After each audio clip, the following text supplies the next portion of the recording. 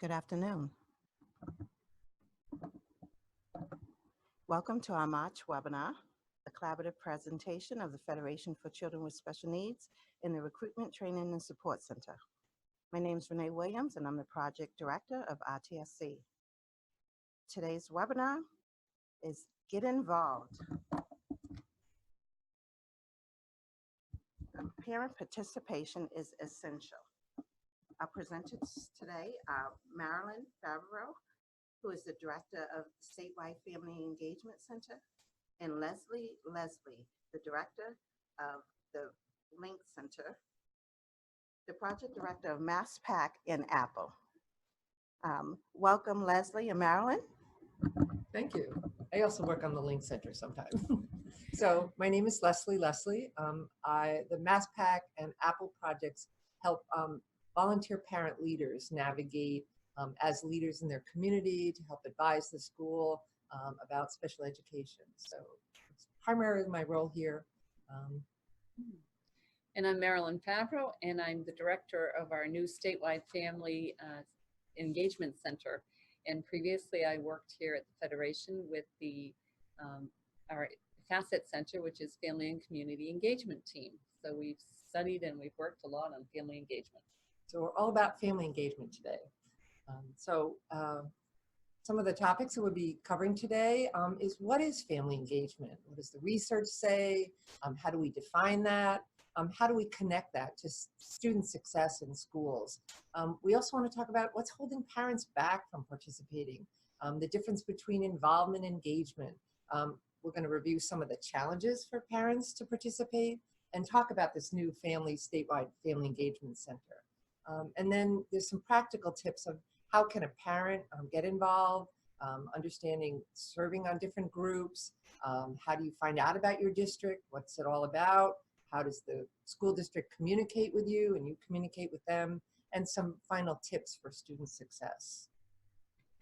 So it's very interesting that we've seen a development in the definition of what family is and what a parent is. And it's gotten very broad from the days when I went to school.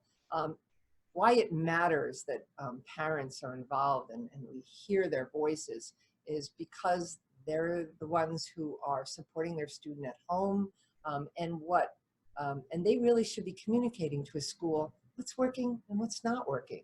We're all involved in this public education process, and we really need to hear the parent voice. And the parent today has a much broader definition.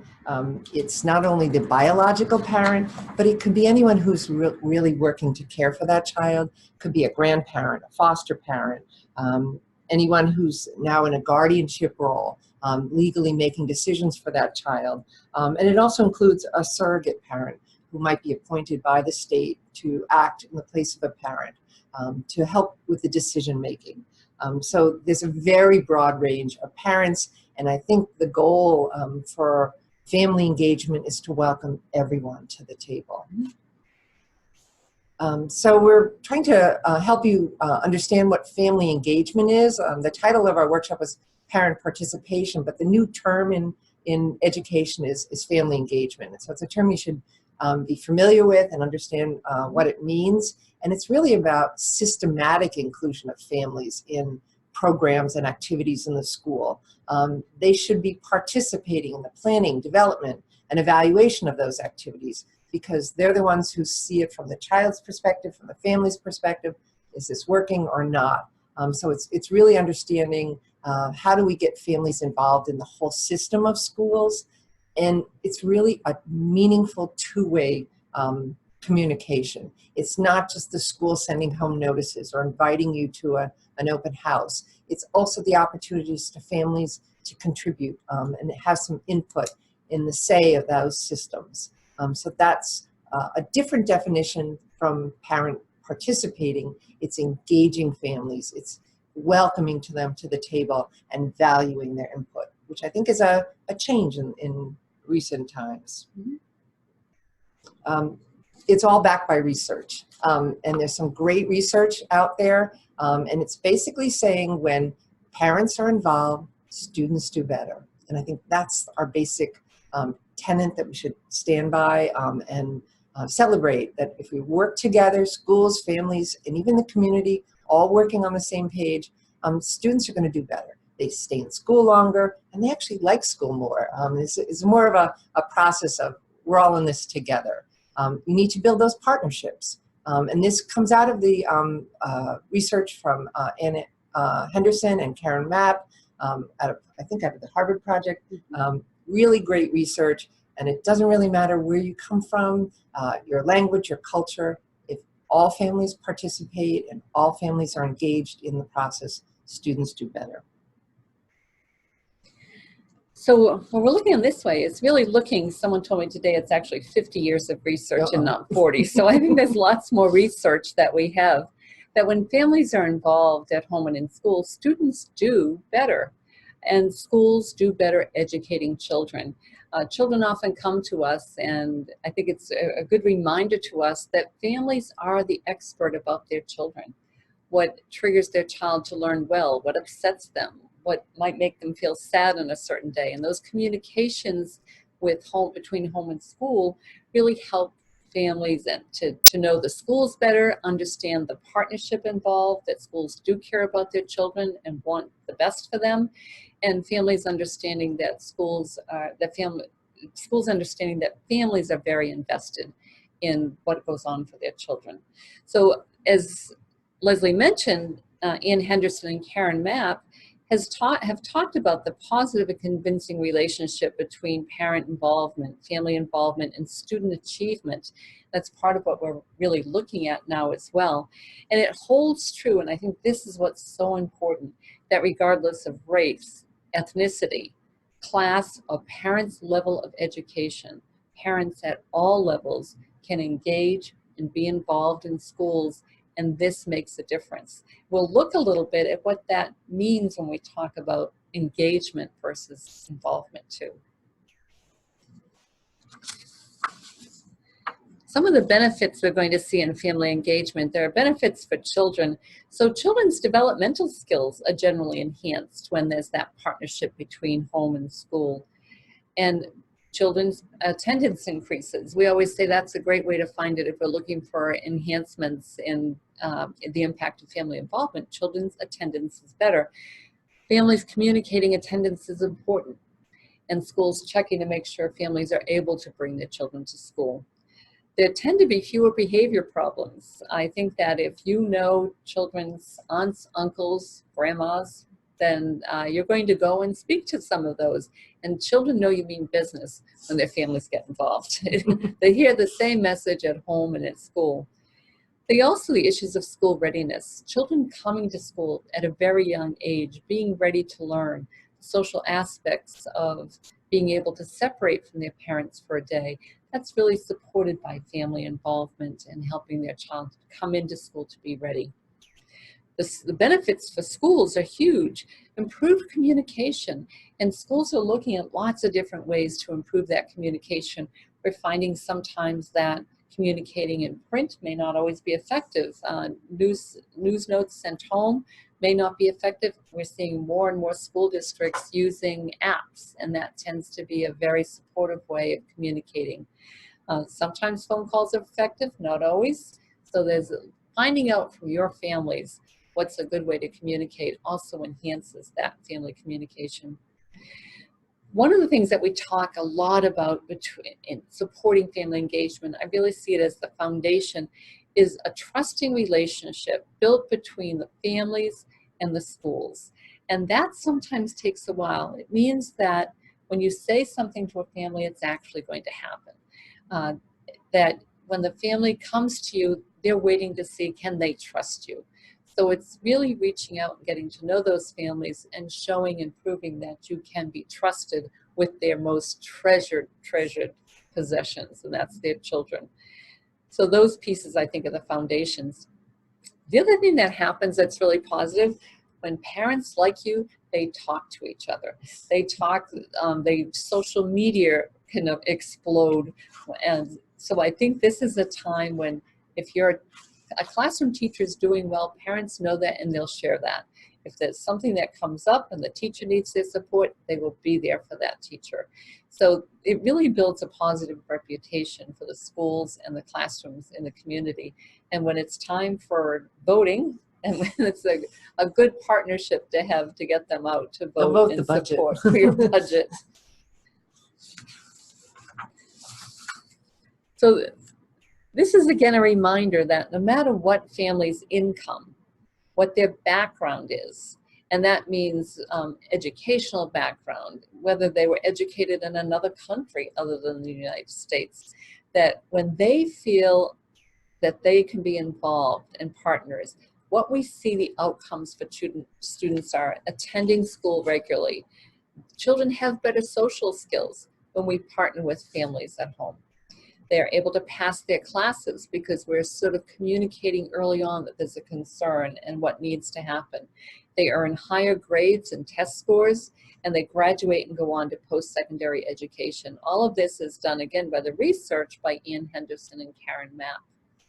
And the graduating and going on with a diploma is so important for students, because we know the statistics for young people without a diploma are really pretty grave, that they have lack of access to better jobs and more education, especially for students with disabilities. So getting on track to graduate as early as possible is really, really key. It does make a difference. And for them and their ongoing wages and income earning abilities are increased by graduating from high school and going on as much as possible, whether it's going into a trade or going on to college, any of those post-secondary opportunities. So, and I want to remind attendees that you can type any questions you have in your toolbox, and our presenters can answer them for you live. So there are powerful keys to student success. Everyone working with a student has high expectations for students' achievement and future. And this is part of why we see families at all levels, when their expectations for their child is high, that you're going to go to school every day, that school is an important opportunity for you, that you're going to achieve and work hard. We're going to set up a homework station for you at home where we have pencils and paper. If that's something that the school understands as something that families don't have, communicating that, providing those supplies so families have those opportunities. We're seeing in some school districts wonderful family centers starting to emerge where families can go with their computers. They might go to the library, and that there are resources within those community centers to support families in helping their children with homework and accessing those materials. Student buy-in is an important piece. Students understand that they have a team supporting them, both at home and at school, people that care about them.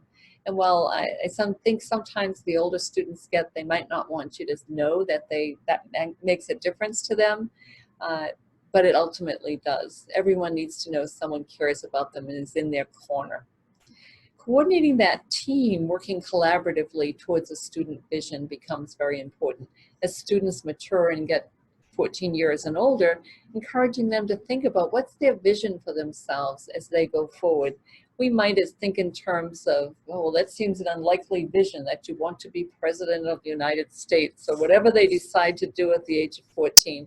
But it's important for a student to have a vision and then to think in terms of what can I do to get there. Sometimes those steps are just enough motivation to move the student forward. Yeah, I think this is such an important slide because I think some of these points are universal for all students and all families, but I think especially for students with special needs. The challenges that they face, they might have low self-esteem and they don't really think they can do something. And if people around them have high expectations for them, I think they'll start to see themselves like, gee, maybe I can do that. Or you really think I can take this class or pass that class. And it's all about raising their expectations among themselves. Understanding that buy-in is so important, that they have to understand that this is really key to their future, and that we're going to listen to their vision. The student vision is so important in leading an IEP team as to how are we going to support the student and move forward. And that's really a collaborative effort between home and school and community. And that's why we all have to be part of this process and engage together, especially in an IEP team, to move that student forward and help that student achieve their vision. It's very interesting that we've seen a change in the law from parent strategies to increase parent involvement to this engagement concept. And when you look at it and you break it down, when you talk about involvement, it means what can we do to families? You know, how can we have an open house, or how are we going to send out this newsletter, and what are we doing for families, doing really to them? Engagement is a different process. And I think it's a little more time consuming. So it's going to take a shift in schools to say, we need to talk to our families first. What do they need? Will this type of activity be beneficial to them? Is it being held at the correct time of day? Not everyone can come during the day. We have working families. Not everyone can come in the evening. We might have working at night. How do we make access to the information available for those who maybe cannot attend or don't speak the same language? It's a very different shift. It's going to involve having more parents in the planning process, more parents giving feedback, active feedback. Even if you choose a channel, it may not work, and you'll find that out pretty quickly, because you'll get a lot of people saying, I didn't get the notice, or I didn't know about this, and I wasn't, or I'm not able to attend. So that whole engagement process is really a plan from the school district that they need to start thinking about and involving more people with. If your local education agency, your school district is receiving Title I funds, they're required to have a written policy around family engagement. And that's really a good place for a school district to start thinking outside the box. How are we going to do this? How are we going to reach all the different families in our community and be inclusive? So that's been a change in the law. I think that there's another basic thing as we look at the difference between parental involvement versus family engagement. I think that many times, and sort of the old way of looking at it, is parent involvement meant the parent would come to school, maybe be a chaperone in the classroom, maybe help out by making copies or doing something in the classroom or something at the school. And I think that's oftentimes how we would perceive of parental involvement. And as families changed and the families that needed to work and are out and about, that type of involvement sort of loses its meaning and it becomes much less meaningful. So for teachers who are used to seeing families in the building, sometimes it's hard when you're not seeing families regularly or you're communicating by text or email to think, well, how engaged is this family really? How involved are they? So those are the times when sort of learning a little bit more about the family, because the engagement may occur apart from your school day. It's those things that I mentioned, the messages that children need to go to school, that showing up and doing your best at school and working hard. When a message comes home, from school regarding the child's behavior, what's the message that's given at home about the school and why that's important to behave in school or to finish your homework, and the opportunity to, where within your home and what resources do you need to help your child outside of school. So family engagement may not be as visible, where parent involvement was very visible, but we can't assume that parents aren't engaged because we're not seeing them in school. So I think it's an opportunity for us to make connections on a different level. Lots of connections. So we know there are some challenges to engagement. I did this talk at a recent Visions of Community conference, and I asked families to list on a poster what were their challenges, and I got tons, from childcare, transportation, language barriers, not enough time, not enough energy, and surprisingly several people wrote down that they just didn't feel like they belonged. So that sense of being an outsider is a real challenge to families. It's a personal sometimes, do they want me at the table? Do they want to listen to me? And so that there's a lot of personal challenges around families becoming engaged. I think those personal ones, we know that families will become more engaged when they're actively invited, not just that polite, you're welcome here at any time, but here are some things we hope you can communicate to your child at home. This is what's important to us here. What's important in your home? How do you feel about school? What are some ways that you communicate that Yeah, to your asking child? questions, I think, is really key. Yeah, and asking questions in an open-ended way to really learn about the family as opposed to making them feel uncomfortable that you're going to be judging them in any way. So parents that's in that early trusting building phase, they're very sensitive, particularly if they're not, if they see themselves in any way culturally different from the school. They're going to be much more sensitive, sometimes a little bit more secretive until they get the sense from the school that you really want to embrace who they are and learn more about them in an open, accepting way. And then you will find out more about your families. I know from CPACs, they feel that families don't get involved around because of confidentiality and some of the issues around privacy. So you have to make people feel safe to participate also, and kind of meet them where they're at and find out what their needs are, ask those questions, and figure out how can they personally get involved. That's just meeting those barriers and overcoming them. I think that some of the ways of overcoming these can be looking into your community, what's beyond your school building, and what agencies are already working with some of these families, and how have those agencies been able to build relationships and resolve needs, support needs for the families. And in that partnership, you're sort of riding the wave and have established positive relationship and finding out what resources community agencies have to support the schools as well. And that becomes a very strong piece too. Right. At the Federation here, we use a cultural broker model, which has been very successful in that when you're working with a group, parents or an organization that has a different culture than yours, that you find somebody in between who might speak both languages, can pass information back and forth, and can help you navigate some of the challenges, because you just don't know what you don't know. And so having someone act in that role is really a key to understanding where this community is, where they feel comfortable, what their needs are, and just making things accessible to them. So that's been a nice model for us here. We've been pretty successful. We've usually encouraged schools to think in terms of parent ambassadors as well, because many schools have parents who are experienced with the schools and have developed positive relationships.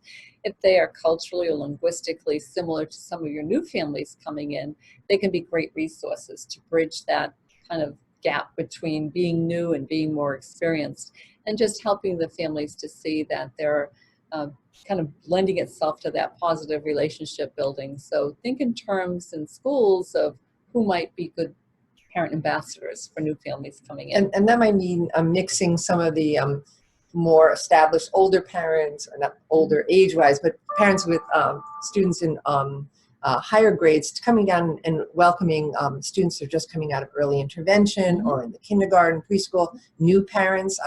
Think of a family that moves into a district mid-year and all of a sudden has missed all of the welcome activities in the fall, and that's a great way to have a parent connect to another parent so that they are making those connections, getting the information that they need, and starting to come into the school. I love the fact that you're inviting community groups to the school.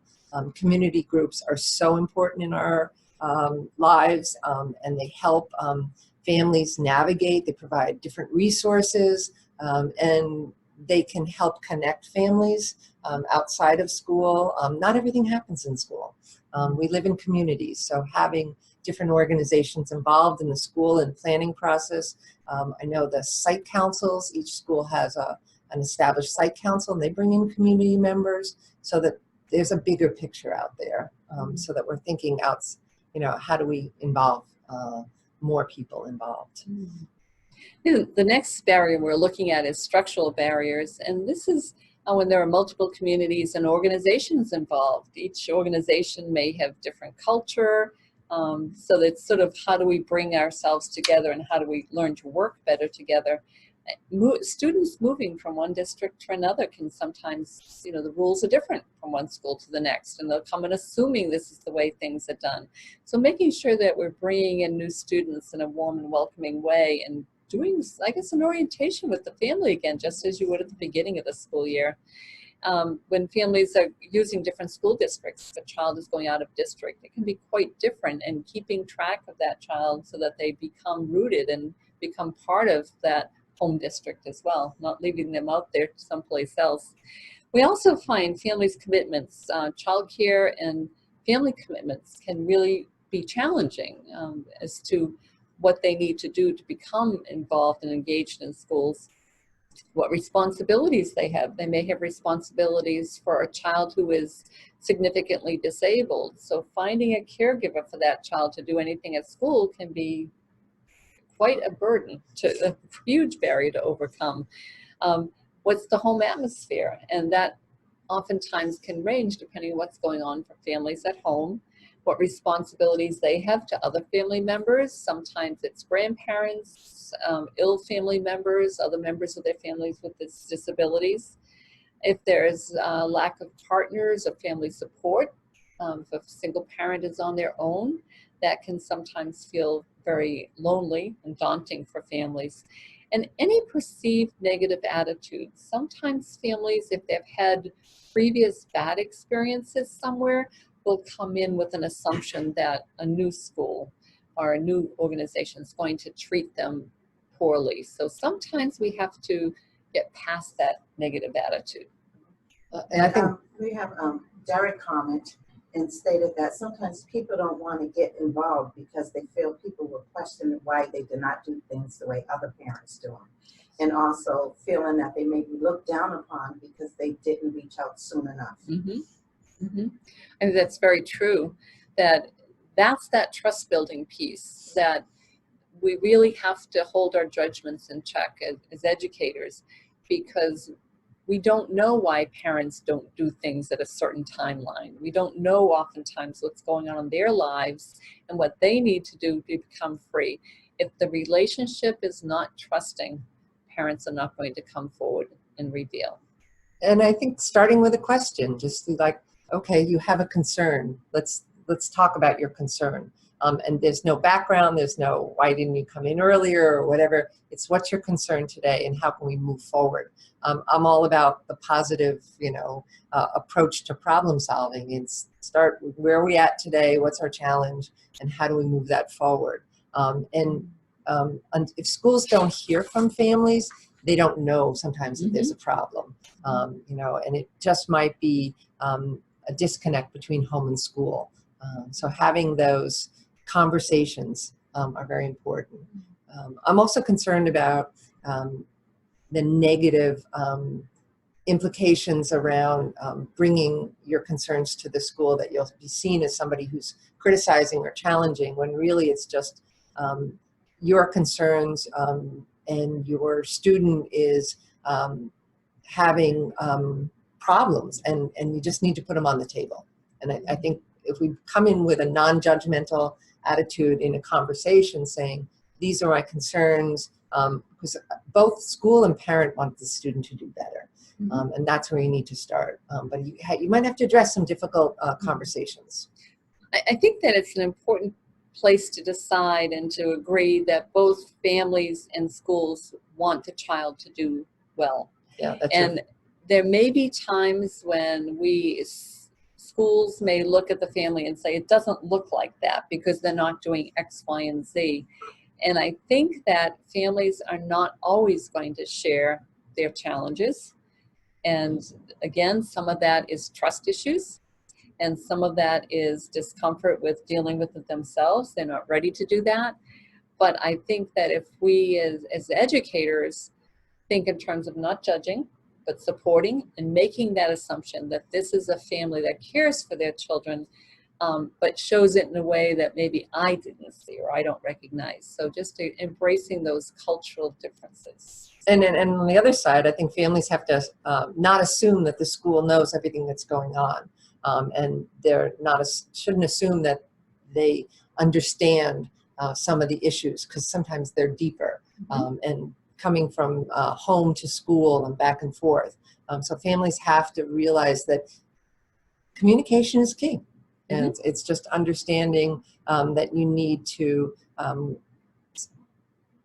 use your time wisely with the school to communicate well. And by being involved, sometimes you can understand things a little bit better, I think. You'll just get this, you'll understand the system. Because it is a system, and I know it's changed from when I went to school. If you're coming into a new community, a new country, it's definitely probably different from what your experience was. So you have to learn. And so that we have to provide the opportunities for families to learn. We also talk about institutional barriers, and those are the internal workings of an organization that favor the engagement of those already involved, but might not embrace newcomers into that party. And then multiple departmental interests. I think a couple of things stand out as real barriers for family engagement is the attitude that I know best, and we're going to tell you what you need to know, without really understanding that that family is the first expert about that child, and they have pieces that we need. And it's not valuing on both sides what's offered. So I think that that attitude can definitely be a huge barrier. The other part is the attitude that you are here, you need to be assimilated fully in the mainstream culture and accept the way we do things. Kind of love it or leave it. Yes, and that again is not really embracing cultural differences and how do families enhance what we're doing so that this school represents what the child may see at home too. And I think that helps children and students to feel more comfortable when they see that there's a bit of their home in the school setting. It can really enhance learning and support engagement much more. And I also just want to acknowledge, because I know there are some surrogate parents that might be on the webinar today, that I think it's very challenging to be in these meetings where there are different agencies representing different interests and having different mandates as to how they get involved. And here you are in the role of the parent trying to pull everyone together. So it is challenging in a lot of these different environments. And so trying to bring the focus back on the student and why it's important that you're all there and communicating and listening to everyone's kind of position and reasons why, getting that sense of understanding all in 44 minutes. You know, it's hard to build relationships in some of these meetings. So having constant communication, sharing of information among different people, even among an IEP team.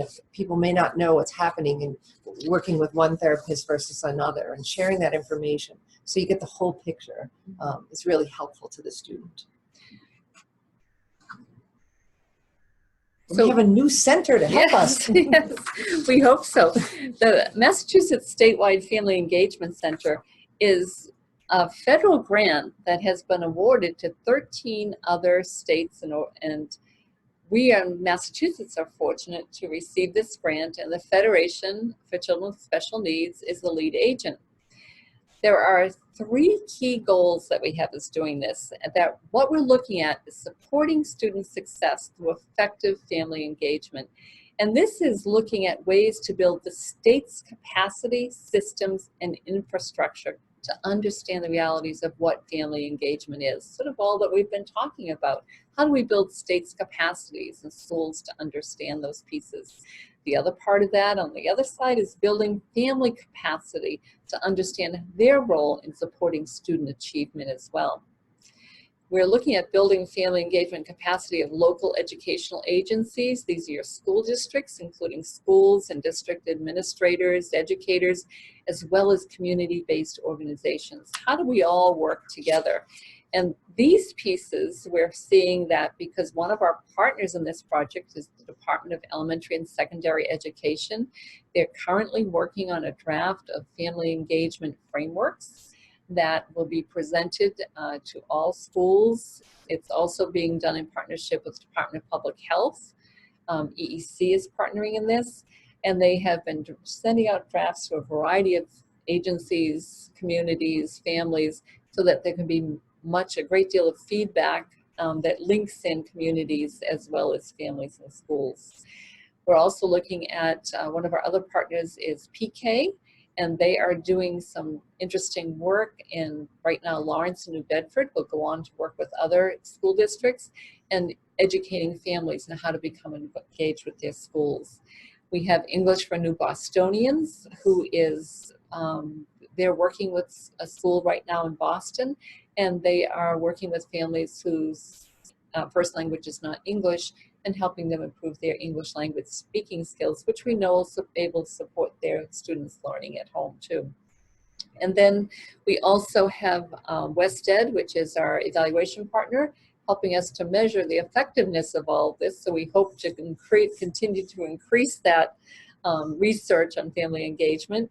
And we also have, let me see the other one. Oh, is C-Plan, which is a wonderful agency of families, parents that are really working to become actively engaged in their schools. So we're going to be doing lots of outreach to schools and community agencies and families. So we're all excited about this new initiative. It's just announced in the fall, so we're in the early stages, and things I think will be coming as the year goes by, and there'll be more information about what's happening at the Statewide Family Center. I'm kind of a practical person, and I'm like, what do I do today? How do I help my skills? Oh. So we have a comment from Sonia, and she said, referring to institutional workings of organizations, all of our schools and districts have school councils, and unfortunately, not many parents are aware of these councils and what they do, and that they can be part, part of the councils. Any suggestions on this? But Leslie's going to be talking about some of that. So I'm hoping to put a little bit more information on the Federation's website about opportunities for families to get involved in some of these decision-making or advisory groups, so that people know what they are and how to be involved with them. I think schools can do a better job in advertising opportunities for families to become advisors or participate. I know in my school there was an election ballot form that went out to every family. But does it go in paper? Does it go by thing? Can you get it in your phone? Can you vote in your phone? And I think that's a great way for families and schools to sit down before process goes forward with an election school-wide, is how are people going to vote? What are the opportunities? What are the multiple ways for them to do it, not just one way? And that we've definitely learned is there's got to be multiple ways to engage a family. And so I think it's just more communication, a better presence, and there's nothing to stop a parent from standing up at a parent teacher organization meeting and saying, I've heard about school councils and I want to know more. Is there anybody here who can help me? Asking those questions in public forums is very, I think, helps everyone in the room move forward. You may not be the only one with that question. So taking advantage of public forums to ask questions that might educate all, I think is a really good idea. Hopefully someone will have a good answer in that meeting. And if not, they'll say, well, we have to get back to you. So I hope that answers the question. So I have a couple of slides around ways that families can feel that they're more involved, they get more information, and have more skills. I was at a training last week, and both the school and the families that were there were talking that they felt a barrier to families becoming involved is they just felt like they didn't have any skills. And I'm like, you just have to be a parent to be involved. You have plenty of skills. But sometimes there is that onus of, gee, do I really know? And I don't really know X and Y. So there's a wonderful new online curriculum. It's called Serving on Groups. You can go to the website and they have modules, so you can access all of this online. It breaks it down. It's very readable. It's available in English and in Spanish. So if you're Spanish speaking, you can have access to all this material. And it defines what groups are, the roles of different groups, how they make decisions, the information they might use. If you never get involved in a group, you'll at least understand how some of the groups in your community operate. So you'll get a sense of, gee, that's their role, that's their decisions are either channeled this way or that way, or they are a decision-making group. They might be an advisory group. It's just a nice overview, and it's a way for someone to build their skills around some of the ways that you can participate in your community. I highly recommend it. It's very accessible. So that's number one. I think you also need to understand your own school district. So anyone who's working with a student really needs to understand the whole system, the school, the district. So visit the website if you have access to the website. A lot of libraries have a free access to computers, so you can come to your local library and access the school district website and walk through it. A lot of them have a section for families at the top. That's where I'd start and see, what do they have there? What's the information they have for me? What's the information that they feel is important that I need to know? And if there's something that you need to know and it's not there, then that's great feedback to your school district saying, I went to look for how do I get my child involved in after-school activities, and I didn't see anything. So they might kind of build up their website to meet your needs as a parent. Understanding who's in your schools. The Department of Education has a school and district profile that you can access. It's just a snapshot of your school every year, the number of students, school test scores, how students are doing on the standardized MCAS testing, how many students graduate. There's lots of information there. So you can kind of get a sense of how your school district is operating within our state. I think you should look at every single parent group that's functioning in the school district and saying, gee, where do I fit? Where do my students' needs are? Where can I get more information? Especially, I think if you were not living in the district that your student was attending, if you were a surrogate parent and you lived in a different district than the student, you'd really need to know what's happening locally so that you could help steer your student to activities and opportunities within that district. You got to go find out. Most of these parent groups are free and open to the public, and you can sit in and listen on a conversation. You might help me, Marilyn, here. A lot of schools have a family and community engagement team. These are often started through, again, funding, from state funding. Some of them are housed in public schools, some of them are housed in community agencies, but they're focusing on early childhood. So children before they enter school, you might find that there is an offering of playgroups, and so that the community has a playgroup. So it's a good way to start learning and coming together as a group at the early childhood level, and finding out what resources are available, and then they'll serve the child into the early elementary grades, and that's a family and community engagement program. And you have a question? A comment from Susan. She said, to be welcoming, which includes listening, respecting others' differences, and availability. Just because many have cells don't mean that they're always available.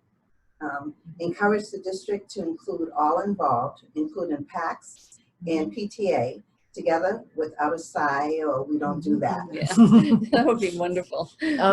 Hopefully with going forward, that's part of what the statewide family engagement standards and the frameworks, these are some of the things that school districts will be addressing. You know, how do we build positive attitudes? What kinds of things do we do to build welcoming environments? And we here at the Federation would love to hear some best practices out there. If something's working really well, please share it, because we can then include it in some of our materials here. Share it with school districts. And share with school districts also. But I'm really, I really believe in the power of parent-to-parent kind of sharing of information.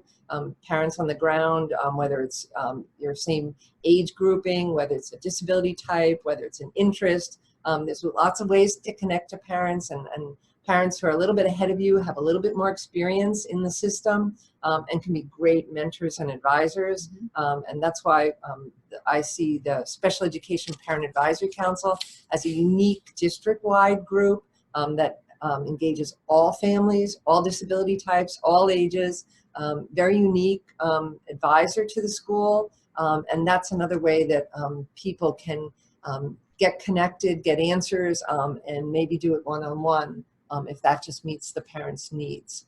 Because we know everyone has different needs, and they might just need to be able to connect one-on-one. I think getting connected to the communication channels is very key. It's very different from when we went to school, where the letter came home from school, the piece of paper that had the information. Now there's lots of different ways that schools are connecting to you. There's, for example, a Connect Ed, where you might get an email or a phone call or a text. Definitely when schools cancel due to snow, but for other reasons, that maybe you should attend an event or be aware of an opportunity for your students. So that's always a great way to make sure that you're connected into the system. Check out the district website, read the For Families section. If your students in a school, most principals have some kind of regular communication form, whether it's a newsletter, an email chain, a principal's coffee.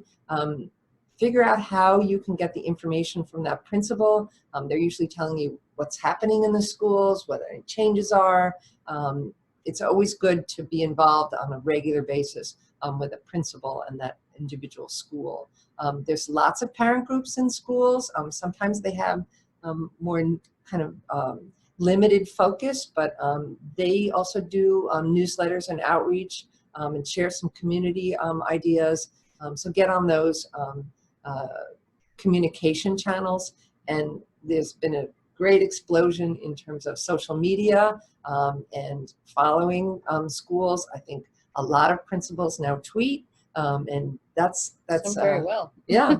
Great and even if you're not on Twitter, they might carry that Twitter feed on the school district's homepage on the website, so you can just follow that through a computer. There's lots of ways to connect. Facebook groups. Families are connecting. So if you are working with a student, you need to be connected. You need to come get the information and then also hopefully feed back the information. So I think what schools need to do is set up better communications channels so that families can communicate back and give feedback. And I think that's a growth area. I'm hearing the shift lately as educators come together and talking about the apps that they're using and sort of talking amongst each other, telling this is the app I'm using and we like it. And so the variety of apps that are out there that they're very effectively using to communicate to families. So I would make sure to ask, what app are you using? Because if they're not doing it now, they likely will be soon. And it lets them know you're interested. And I have some concerns around families that may not have access to all of this technology. And so how do we make sure we always reach them and make sure that they have the information? So, this requires a combination of all of these. It's not choose one, it's all of the above. Yes. So we have some tips here to promote student success and making sure that students are engaged. Families need to work together. I think attending school regularly, having conversations when students aren't attending regularly. What's the barriers? What are some of the challenges so that schools can figure out how do we work together to get the student at least there. Student progress, I think families always have questions. On Saturday, I was at an event where a parent was talking about, I don't even understand the report cards, the standard-based report card. Where are the A's and B's? Where are the pass and fails? Had no idea how to even read how their student was doing on the report card. So there needs to be communication from the school as to, this is how we're measuring your child's progress. This is what this means. Where can families find that information on how to read a report card? I think very basic stuff that just is lack of communication, I think. I think in schools' part, report cards are a challenge as well, that frequently they change. Sometimes teachers are challenged by the report cards, and we've come to learn that the report card really doesn't tell all about the student. So sometimes there may need to be an additional touching base and a brief conversation to see what are some of the concerns that are emerging, what's the student doing well, but report cards can always be challenging. And I think as a parent, it was always valuable to me when the educator said, this is how best to reach me, either email, phone, text. They all had a preferred way. Figure that out and use that channel, because then you can get the information that you need regardless of what the report card says. Shared learning opportunities. I think as families become involved with helping students with homework, it's really great to understand what the school or that curriculum is all about, what the goals are, what are some of the teaching methodology. And so if there's an opportunity for, if you're introducing a new math concept, that you could have a handout, a family night, a kind of a way for families to understand, like, oh, okay, I'm learning too. So that we're all learning together, because schools change, as you said. They're always doing new things. So what are the opportunities for shared learning? I've seen different approaches to homework that some schools are taking, which I love.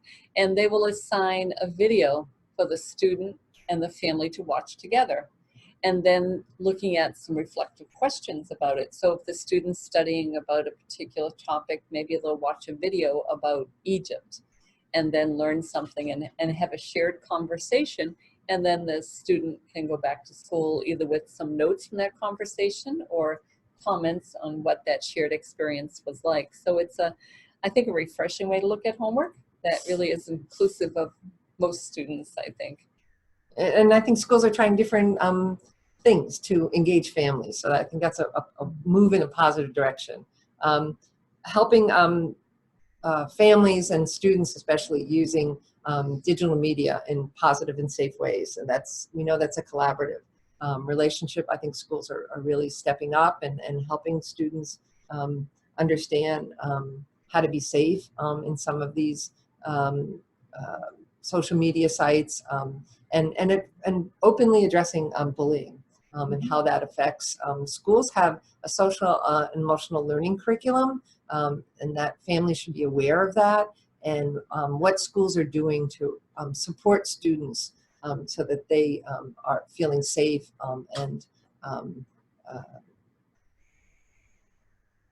having support within the school system. So that I think is great, and I think schools have stepped up. Yes. But there's always a need for constant dialogue around some of these things. And last, we talked a little bit about transitioning between schools and classrooms. Transition is always difficult for students, and it's difficult for families.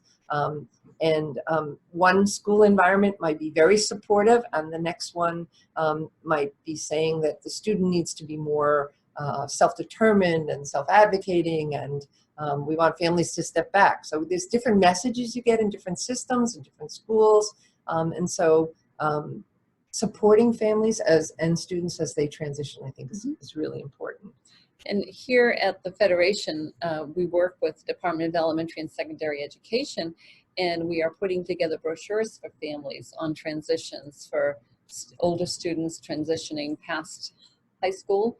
And we're also working on another one for younger students coming from preschool into kindergarten and public Those are the school big setting. transitions. Yes. Susan noted that it's very hard to build on a shaky foundation, no matter how cool it looks or sounds. People buy in with clear understanding with the goal of helping their child. So I think being open about how you feel is also important. And you can say that I'm not in a trusting place right now. Being open about where you are in a relationship, so that at least the school's on notice that they might need to do a little more work to build that trust, and kind of have a conversation with you of why things may not have gone well in the past, and how can you build that going forward. We're going to be partners for a long time. Was it 18 years or so? You're in schools. And so you need to build that relationship and to find people within the school district that you can also work with, I always feel that you should also look for a champion for your child in the schools. That's a place where schools can step up and support a student within the school. So I think all of these things, just some tips, but it's a process. It's not going to happen overnight. No, unfortunately. No. So just in conclusion, I see it as a shared responsibility. We need to build this culture of engagement within our communities. We need to, hopefully this new statewide center will help Certainly hope we're identify some doing lots of promising work. best practices, and at least put some snapshots on what might work and where that can happen. We know we have to build capacity for families to be engaged. And so that the more you can communicate with your school, your parent groups, your community members, what's working well within your district and build on that, I think it's a place to start. There are lots of resources out there for you to connect to. The last one here is the Massachusetts Family, School, and Community Partnership Fundamentals. I love this document. It really lays out what some of these practices look like as they're in an emerging stage, kind of a middle stage, you know, and then what the promising great, you know, engagement is. So using that as kind of a guideline, if you're trying to introduce a new procedure, practice, policy within your schools, looking at what's not working and maybe how you can make it work better. It's a nice tool. Yeah, this tool was also developed with the Department of Elementary and Secondary Education. So school districts use this to measure their effectiveness in parent engagement. And so it gives them some really clear guidelines. I've worked with educators as they've used this tool, and they realize that they're maybe at the beginning stages of family engagement, but the tool lets them look at the next stage and help them think about what they would like to add to their school to build it. So it's a very effective tool for school districts as well as schools to build on family engagement. Right. So just in conclusion, thank you for coming. We're happy to have you contact us with any questions. We're looking forward to hearing all of your best practices out there that you're going to share with us so that we can share it with other families. Thank you. Thank you. Thank you, Leslie and Marilyn. We really appreciate your time today. And that was really great, valuable information that everyone can share. As a reminder, the Federation's 2019 Gala, the registration is open, so you can feel free to purchase tickets. Visit the Federation's website to get information, and it's an opportunity you don't want to miss. So thank you and have a great day.